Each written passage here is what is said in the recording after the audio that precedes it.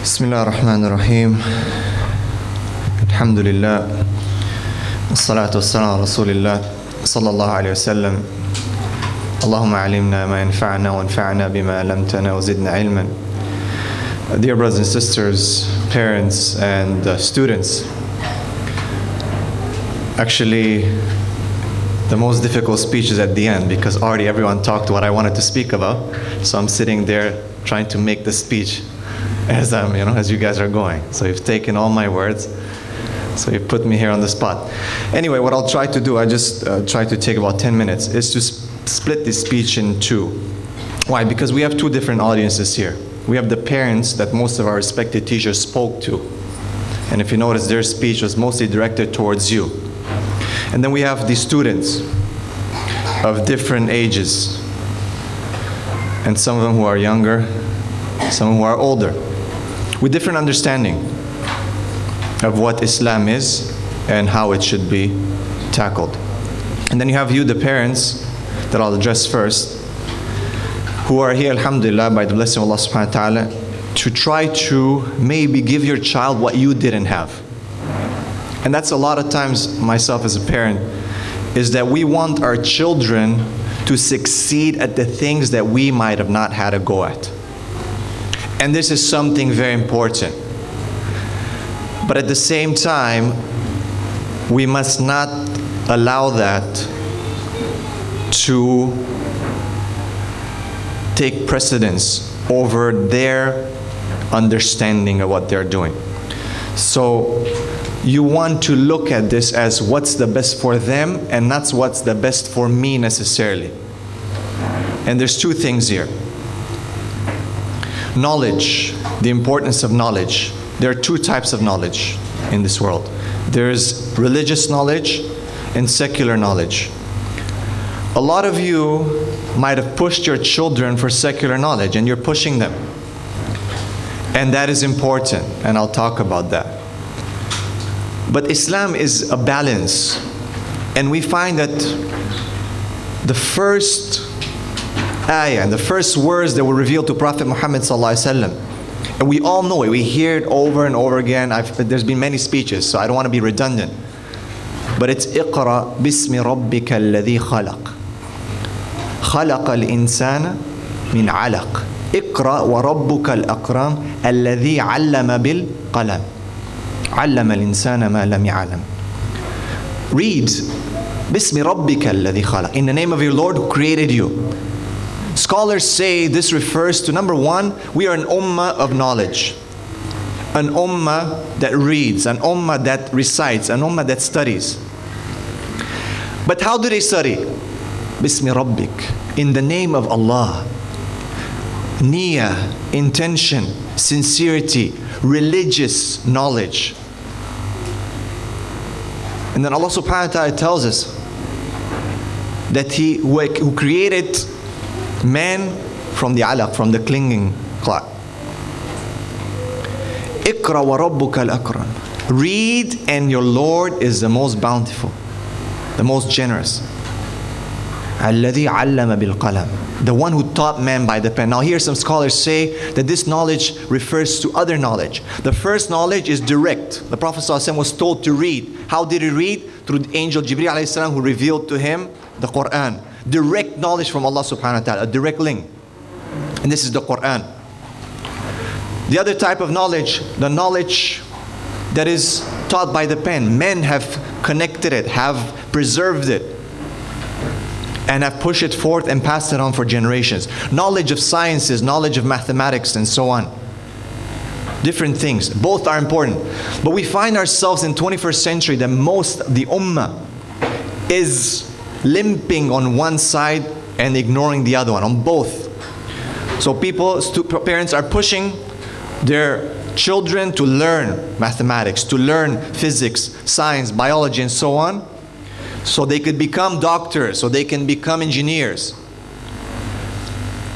But they're neglecting Islam. They are neglecting Islam. So you find doctors and engineers amongst our ranks who don't know how to pray properly, who don't know Islam properly. And to add more issues to that, and I mean no disrespect to anyone. I'm not saying anyone here, in general, and we met those people.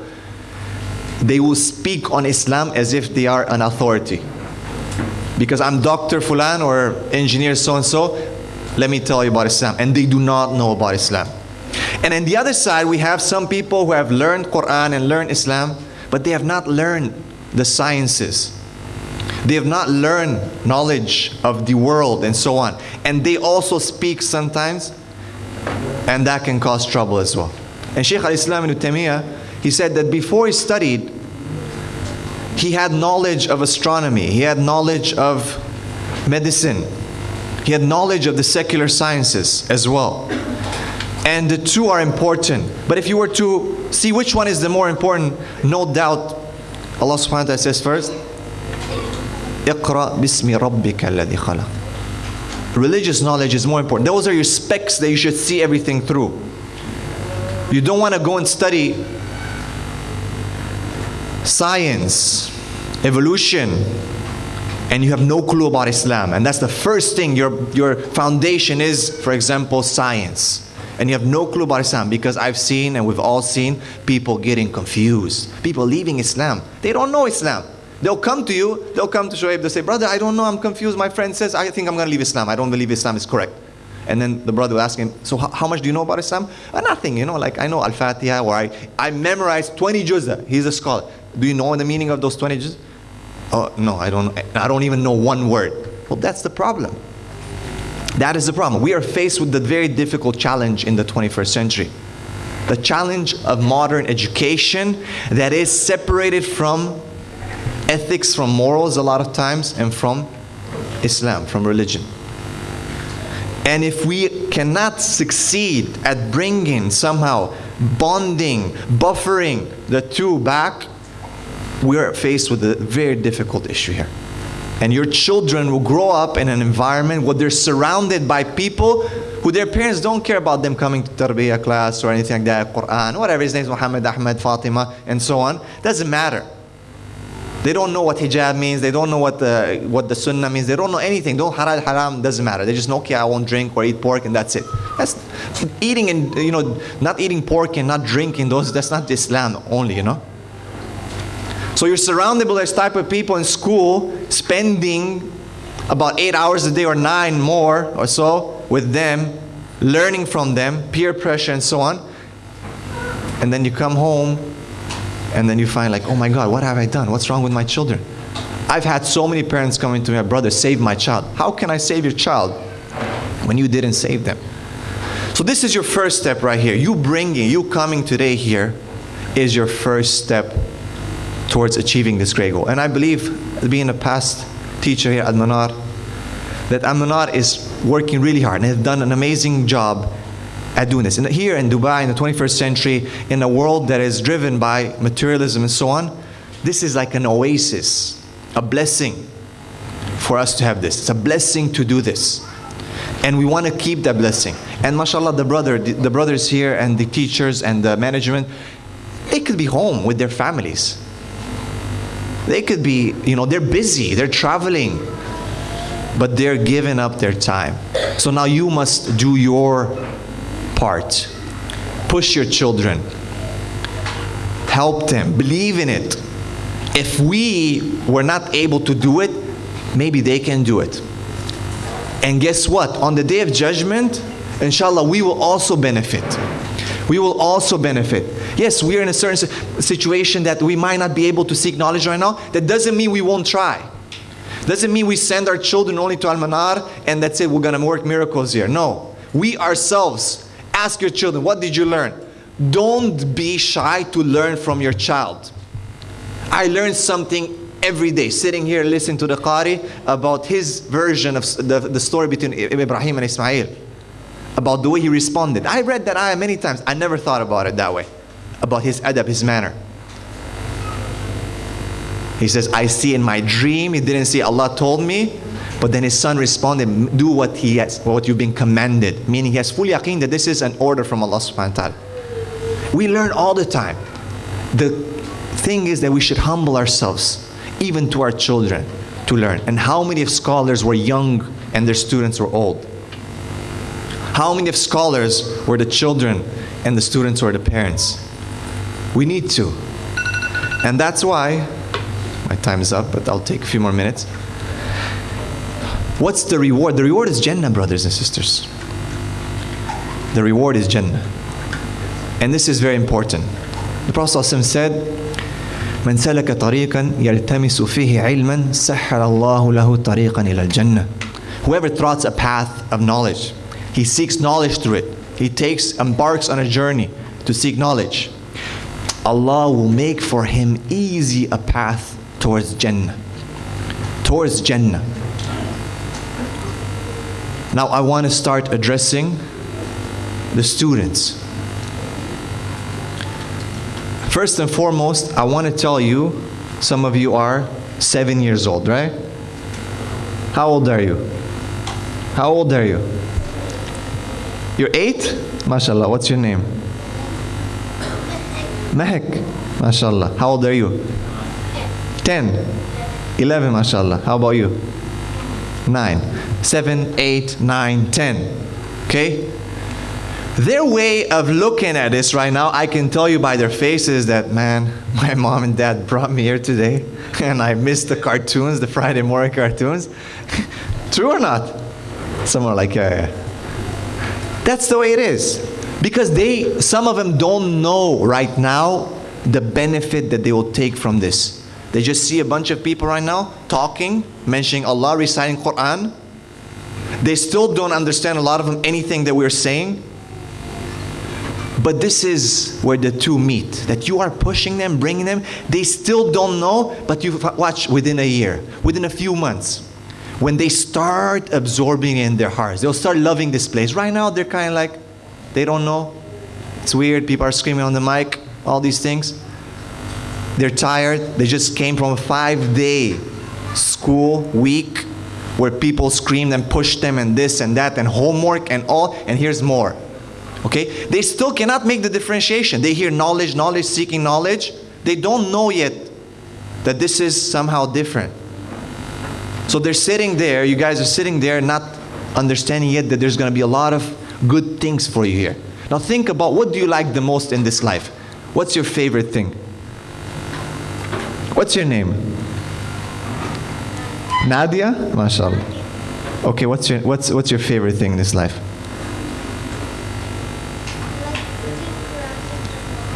You like reading Quran with your mom, MashaAllah. Okay, another thing.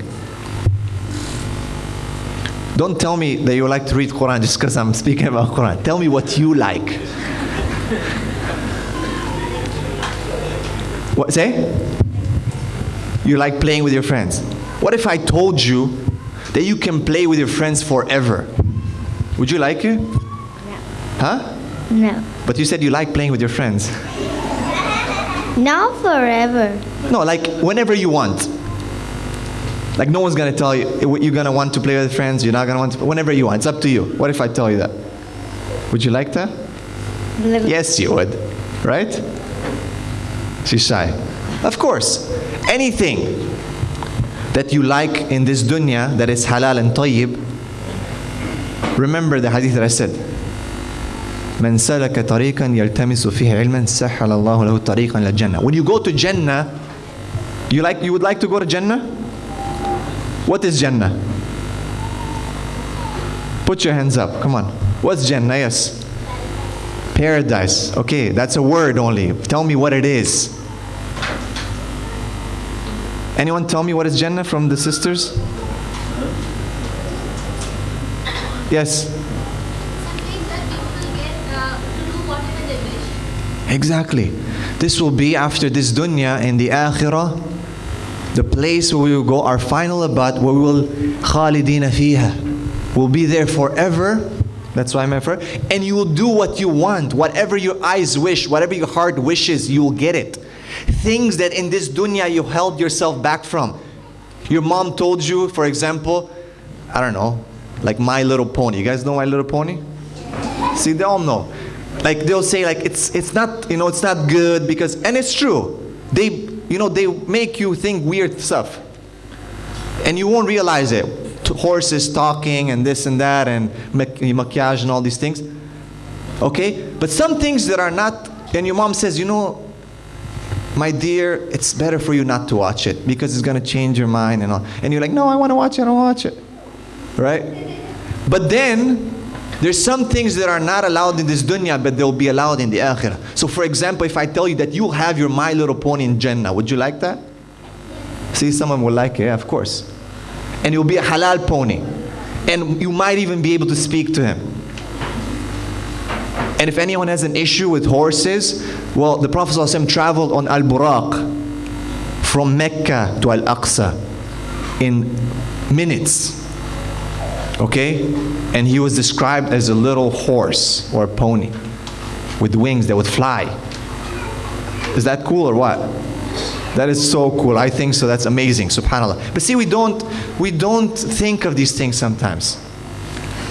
And Allah subhanahu wa ta'ala, He will give us the halal and tayyib, and in the end, the most important thing is that you will be able to look at Allah subhanahu wa ta'ala in Jannah. Now, isn't that amazing? That is the most amazing. That you've prayed and you've done all this sacrifice, you came to Al-Manar, you've done all these things, Friday mornings, missing cartoons, all these things, and then the reward is, other than having your pony, is that you will see Allah subhanahu wa ta'ala. Is that you will be with those who you love. Is that you will be able to intercede for your parents, for example, who maybe didn't have the chance of memorizing Quran or doing things or all these things, you know. But you will be able to say, Ya Allah, my parents. And Allah will say, it's granted for you. Bring your parents. And you will be with them. Gardens, underneath which rivers flow. تجري من تحتها الأنهار. Imagine green. Trees, you're walking with your parents, holding their hands, your friends, your loved ones, got your pony. All these things are beautiful. This is why you're coming here to Al-Manar. This is why you're coming to Al-Manar. This is what you will get. Saying, now you're like, oh, you tell. Allah subhanahu wa ta'ala tells us in the Quran all the time the rewards that we will get. Why? Because we are human beings. Allah created us. We work based on rewards. People will tell you, no, this is not correct. We shouldn't be motivated. It's motivation. It's motivation, right? Your mom tells you, if you do this, you will get this. True or not? Doesn't your mom tell you that sometimes? Do this and I'll get you that. Yeah, subhanAllah. Allah tells us the same thing. Do this and you'll get, not just that, you get the best that you could have ever imagined. Actually, you can't even imagine what you'll get. You'll only be names. You get even better. So this is why, brothers and sisters, I know there's a lot of mothers here. The brothers told me there's more mothers. Sorry for taking a few more minutes. The mothers, you have a very great role here. Us, the fathers, let's keep it, I'm quite traditional person. Even though, you might qualify me as a Westerner. But growing up in Europe, the gender roles were very clear. The man is working. Yes, Islam allows the woman to work, no doubt. Islam allows this. But the woman, if you mess your priorities up, your children will suffer. The father, he's the one who brings the safety, the house. He makes the home. He provides the salary. He takes care of behavioral issues and so on. But the mother, wallahi, sisters today have lost that track of that amazing job that they have to nurture human souls, because they've been deceived that we should be the same as the men, or we should do this, or we should do that. Look at the media, look at this magazine. The mother of Imam Bukhari, the mother of Imam Ahmad, the mother, when you read their seerah, you will hear their mother, the mother and the mother and the mother did this and the mother did that, and the mother sent him to the Jaziratul Arab, and the mother did that. And it was the mother who took Imam Ahmad. It was the mother of Bukhari who made dua for him when he was blind. It was the mother of Imam Shafi. It was the mother. And if the mothers don't come back to what Allah subhanahu wa ta'ala has made them to be the best, we cannot do it. The fathers are weak at this. We men don't have that emotional component that requires that tarbiyah taken from the mother. So the mothers are the ones who can really push. We, the men, are like, go, go. Say some word or something, bacha or something like that. And we get angry right away, right? But the mother, the way she can push her child to come to the weekend tarbiyah is different. With love. When the mother does it, even if the mother gets angry sometimes, subhanallah. One of the scholars was walking through one of the villages. And he saw a mother, and you were like, oh brother, what is this? Let's call the police. No, there's no police. The mother was beating her child, was spanking him. Am I telling you to spank your children? No comment. You're the best, at that. You know what you have to do. She was spanking him. So the scholar, see the child's crying, screaming, running. The mother's, maybe some, throwing shoes or something like that. Okay? And then he went for his dars, the scholar, right? He didn't interfere. Today, if anything, you'll be like, call the police, whatever. It's a mother disciplining her child. He went to the dars, came back. The son was running away from the mother. Shoes are thrown, screaming, crying, got slapped. Not on the face. And then when the scholar came back, he saw the boy laying at the door of the mother, just asleep, yani. Like he ran away, but he came back. And he said, look at this, subhanallah. That mother just punished her child, but the child came back. And he linked that to the slave, okay, the servant. And of course, what did the mother do? Open the door, picked up her child, and hugged him and kissed him. And they, alhamdulillah, it happens. We all know this story. But the scholar said, look at this. What about us with our Lord? This child was put through a trial, a tribulation, something. Maybe something bad happened. How many things happen to us in our day? And we walk away from Allah subhanahu wa ta'ala. The child came back. We should come back the same way. Because guess what? Allah is more, He loves us more than their mother loves their child. He will always open the door to us. So mothers, you have an amazing role. As Malcolm X says, if a man will raise a person, a man will educate one, he will educate himself. But if you educate a woman, you educate the whole society. I'm not here to keep pushing women, like I'm trying to apologize for anything or trying to, say that, try to make up for what's happening sometimes with women's rights. So I'm not that type of person. I'm trying to tell you what Islam says. And you have a great role here. Brothers and sisters, you have a great role